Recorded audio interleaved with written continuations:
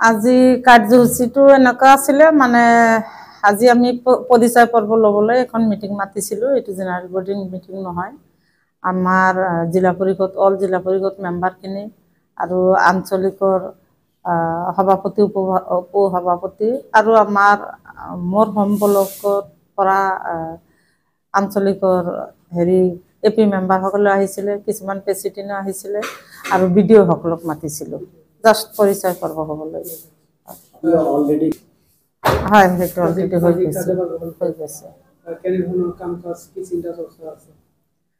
ডেভেলপমেণ্টৰ আশাতে আহিছোঁ আমি চব মেম্বাৰসকলক এইখিনি আহ্বান আজিও ৰাখিছোঁ যে আমাৰ প্ৰথম মিছন হ'ল ৰাইজে আমাক কিয় ইয়ালৈ পঠাইছে।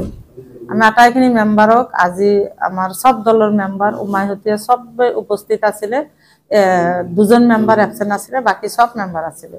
আমি সেইটোৱে আলোচনা হৈছে আমি কেনেকৈ ডেভেলপমেণ্ট কৰিম, কেনেকৈ আগুৱাই যাম সেইখিনি আলোচনা হৈছে। এতিয়ালৈকে আমি একো পদক্ষেপ হাতত লোৱা নাই, জাষ্ট সন্মুখত ল'ম আৰু আমি ডেভেলপমেণ্টৰ কাৰণে যি কৰিব লাগে সেই পন্থাখিনি লৈ আমি আলোচনা কৰি আছোঁ।